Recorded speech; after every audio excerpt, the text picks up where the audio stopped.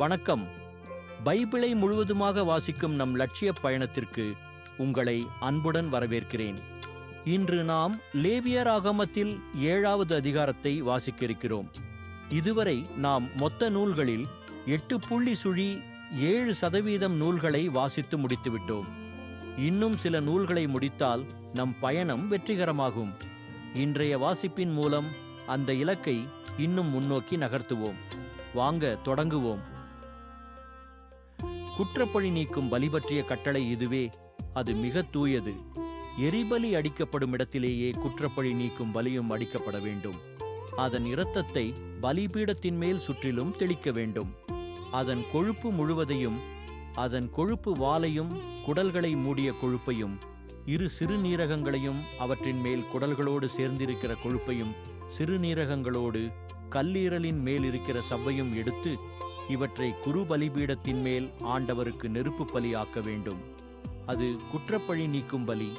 குருக்களில் ஆண்மக்கள் யாவரும் அதை உண்பர். அதை தூய தலத்தில் உண்ண வேண்டும். அது மிக தூயது. பாவம் போக்கும் பலியைப் போன்றதே குற்றப்பழி நீக்கும் பலியும். அவற்றிற்குரிய சட்டம் ஒன்றே. அது கரை நீக்கம் செய்யும் குருவுக்கே உரியது. ஒருவர் செலுத்தும் எரிபலியின் தோல் அப்பலியை செலுத்தும் குருவுக்கே உரியது. அடுப்பில் சுட்டதும் பொரிக்கும் சட்டியிலும் தட்டையான சட்டியிலும் தயாரித்ததுமான உணவு படையல் அனைத்தும் அதை செலுத்துகிற குருவுக்கே உரியவை. எண்ணெயில் பிசைந்ததும் பிசையாததுமான உணவு படையல் அனைத்தும் ஆரோனின் புதல்வர் யாவருக்கும் சரிபங்காகச் சேரும். நல்லுறவு காணிக்கைகள்.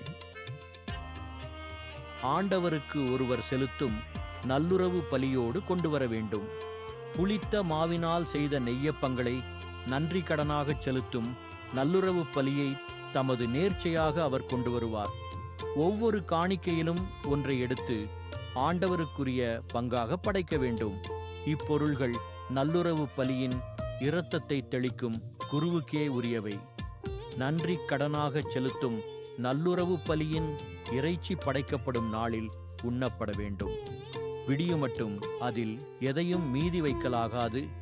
அவர் செலுத்தும் நேர்ச்சை பலி ஒரு பொருத்தனையாகவோ தன்னார்வ பலியாகவோ இருந்தால் அதை படைக்கும் நாளிலும் எஞ்சியதை மறுநாளிலும் உண்ணலாம். பலி இறைச்சியில் எஞ்சியிருப்பதெல்லாம் 3ஆம் நாளில் நெருப்பால் எரிக்கப்பட வேண்டும். நல்லுறவு பலி இறைச்சியில் எஞ்சியதை 3ஆம் நாளில் உண்பது உகந்ததன்று. அதை செலுத்தினவருக்கும் அது பயன் அளிக்காது. அது அருவருப்பானது. அதை உண்பவர் தம் குற்றப்பழியை சுமப்பார். தீட்டான எந்த பொருளிலாவது அந்த இறைச்சி பட நேர்ந்தால் அதை உண்ணலாகாது. அதை நெருப்பில் எரிக்க வேண்டும். மற்ற இறைச்சியையோ தூய்மையாயிருக்கிறவர் எவரும் உண்ணலாம். தீட்டுப்பட்ட ஒருவர் ஆண்டவரின் நல்லுறவு பலியின் இறைச்சியை உண்பாராகில் அவர் தம் இனத்தாரிலிருந்து விலக்கப்பட்டவர் ஆவார். தீட்டான எதையும், தீட்டுப்பட்ட மனிதரையோ கால்நடையையோ தீட்டான ஊர்வனவற்றையோ ஒருவர் தீண்டியவராக இருந்து ஆண்டவருக்கு படைக்கும் நல்லுறவு பலி இறைச்சியை உண்டால் அவர் தம் இனத்தாரிலிருந்து விலக்கப்பட்டவர் ஆவார். ஆண்டவர் மோசேயிடம் உரைத்தது: நீ இஸ்ரவேல் மக்களிடம், மாடு, ஆடு, வெள்ளாடு இவற்றின் கொழுப்பை நீங்கள் உண்ணலாகாது. தானாய்ச் செத்ததின் கொழுப்பையும் பீருண்டதின் கொழுப்பையும் வேறு செயல்களுக்கு பயன்படுத்தலாமே அன்றி நீங்கள் அதை ஒருபோதும் உண்ணலாகாது. ஏனெனில் ஆண்டவருக்கு நெருப்பு பலியாக படைக்கும் கால்நடையின் கொழுப்பை உண்கிற எவரும் தம் இனத்தாரிலிருந்து விலக்கப்பட்டவர் ஆவார். உங்கள் குடியிருப்புகள் எங்கும் பறவையின் இரத்தத்தையோ கால்நடைகளின் இரத்தத்தையோ வேறு எந்த இரத்தத்தையுமோ உண்ணலாகாது. இரத்தத்தை உண்ணும் எவரும் தம் இனத்தாரிலிருந்து விலக்கப்பட்டவர் ஆவார் என்று சொல். ஆண்டவர் மோசேயிடம் உரைத்தது: நீ இஸ்ரவேல் மக்களிடம், ஆண்டவருக்கு நல்லுறவு பலி செலுத்துபவர் தாம் செலுத்தும் நல்லுறவு பலியிலிருந்து ஆண்டவருக்குரிய நேர்ச்சையை கொண்டு வர வேண்டும். ஆண்டவருக்குரிய நெருப்பு பலியை அவரே கொண்டு வர வேண்டும். நெஞ்சுக்கரியையும் அதனோடு அதன் மேலுள்ள கொழுப்பையும் ஆண்டவரின் திருமுன் ஆரத்தி பலியாக கொண்டு வர வேண்டும். குரு அந்த கொழுப்பை பலிபீடத்தில் எரிப்பார். நெஞ்சுக்கரியோ ஆரோனுக்கும் அவன் புதல்வர்க்கும் உரியதாகும். நல்லுறவு பலிகளில் வலது பின்னந்தொடையை குருவிடம் பங்காக கொடுக்க வேண்டும். ஆரோனின் புதல்வருள் நல்லுறவு பலியின் இரத்தத்தையும் கொழுப்பையும் செலுத்துகிறவனுக்கு வலது பின்னந்தொடை பங்காகச் சேரும்.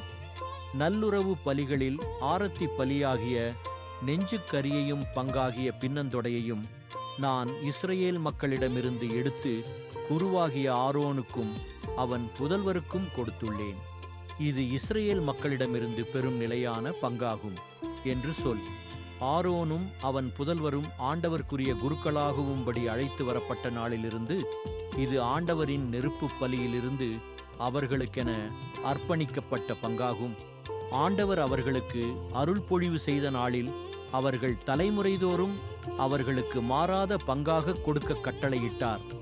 எரிபலி, உணவு படையல், பாவம் போக்கும் பலி, குற்றப்பழி நீக்கும் பலி, திருநிலைப்படுத்தும் பலி, நல்லுறவு பலி ஆகிய பலிகளை பற்றிய சட்டம் இதுவே.